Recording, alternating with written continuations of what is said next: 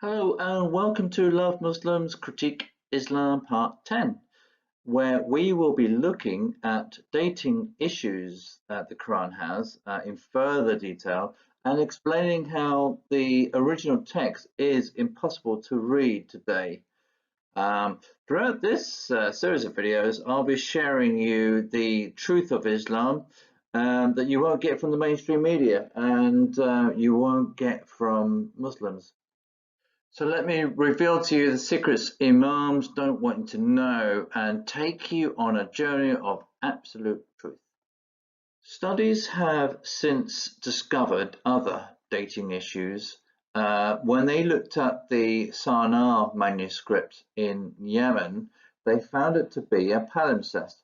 What's a palimpsest? Well, basically it's where you've got a piece of writing that's been overwritten by another piece of writing. Simple as that. So under ultraviolet light, they noticed that the original text has been overwritten. The lower text has a different meaning to the upper text.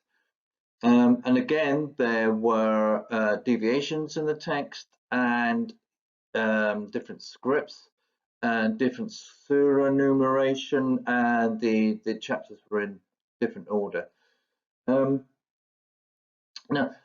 this particular manuscript parchment is made from animal skin.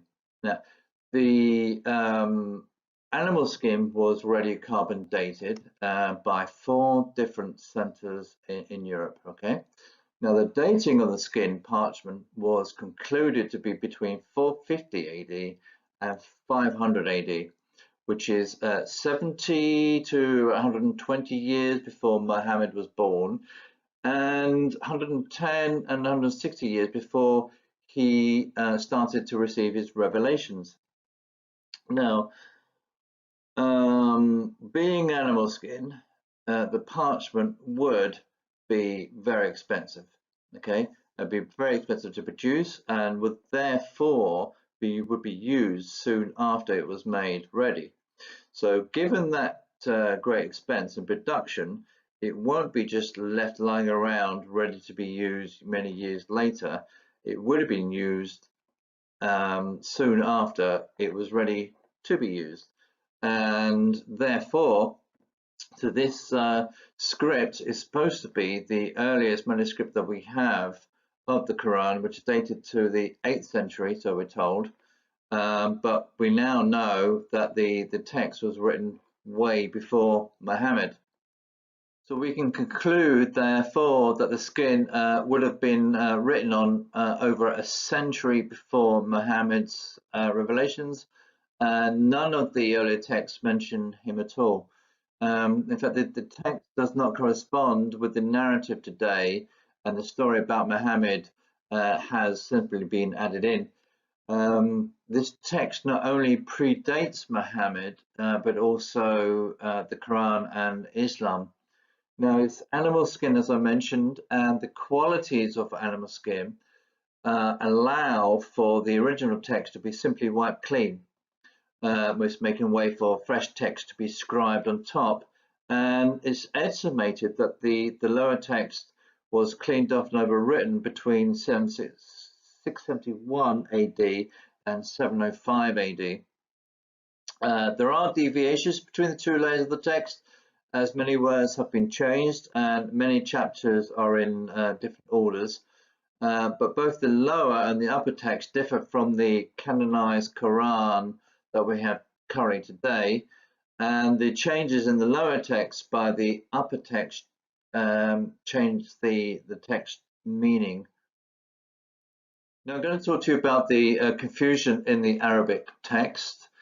So there is a difference between the ancient text of Arabic in Muhammad's time, and that makes it unreadable to the modern Arabic script readers today. So there are words like aruf and karat that were used then, but not now, and Arabic scholars don't know the meaning of. According to Islamic text, Muhammad makes a point of explaining the style of which the Quran was and should be recited to him. by the angel Gabriel by using a certain term, half. The word half is also spelt in a different way that we use, and it's also spelled as Aruf, A-H-R-U-F, so it's the same word. And we read this from Bukhari and Muslim.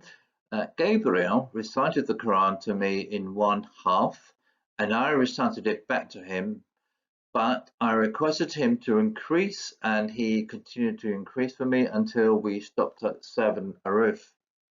Gabriel came to him and said, Allah has commanded that you recite the Quran for your people in one half.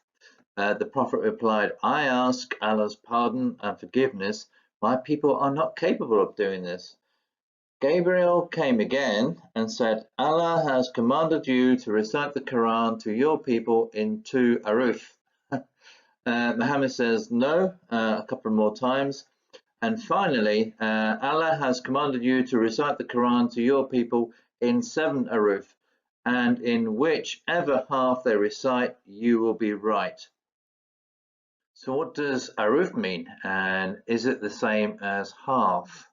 The trouble is, Arabic scholars don't know what the word half or aruf means, as the word has now lost its meaning today. Consequently, as we don't know what Muhammad was asking of Gabriel, we don't know if the text is being read properly. The 7 aruf, therefore, could mean anything. In this context, it could mean 7 different ways to pronounce words, or it could be referring to the 7 different dialects in 7th century Arabic even. Or it could be relating to Quranic, which are different pronunciations. So we ask ourselves, well, did Muhammad know all 7? And do we know what Quranic means? Well, yes, we do. And it was defined as various ways and manners to recite the Quran, which exist today. The Quranic are the variations in the words and in the pronunciation of the revelation. When Uthman burnt the other manuscripts, he left us with the only one Aruf, the dialect. The other 6 faded into obscurity, but was this a deliberate ploy to homogenize a version of the Quran? And if so, how did he decide which Aruf to use when Muhammad had already decided to recite it in one way? But Uthman chose to use the Kufit script, which has no vowels or punctuation, making it almost impossible to decipher. And at some point, many years later, someone decided to insert vowels and punctuation. How?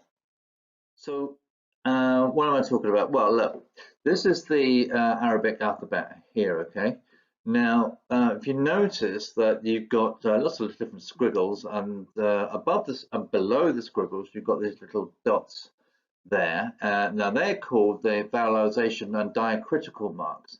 Now, they make up what the words means, what the letters mean. So, in other words, you take away one of the dots, those letters mean something completely different, okay? And so without these marks, the script would make no sense at all. The problem is that Arabic during the early days of Muhammad was in its infancy and had to be developed to accommodate the text meaning, and therefore had to evolve over the following centuries into the Arabic language that we have today, okay? Now, the earliest Qurans that we saw in previous episodes that are in existence today, that's the Mahil in London, the Petropolitanus in Paris, Al-Husseini in Cairo, the Topkapi in Istanbul, the Samarkand in Uzbekistan, and the Sana'a in Yemen. That's the one that we saw earlier in this episode under ultraviolet light. They're all from the 8th century and none of these grammatical marks, and therefore no Arabic scholar can decipher them. And they don't therefore match the Qurans that we have today. The Quran we have today is supposed to be derived from these earlier Qurans. That doesn't make sense, does it? So how can anyone believe in a book, therefore, that had such a confused start, being verbally passed down, hastily written down, lost and somehow compiled and written centuries in a form that nobody can read? The Quran was written in a language that had to evolve, as I mentioned, but it would have been simpler to use a language that was in existence then. So therefore Greek could have been used, Hebrew could have been used. And these are well-versed tongues and languages. So we now have a book that's trusted by millions of Muslims that contradicts itself and has been written in a modern Arabic language that now most do understand, and from a language originally that nobody understood, and where even Muhammad was confused. Well, that's it. That's the conclusion. Join me again for the next episode, where I'll be looking at science errors in the Quran and revealing yet more unbelievable truths about Islam, or unbelievable non-truth in Islam. But in the meantime, it's bye from me. So bye-bye.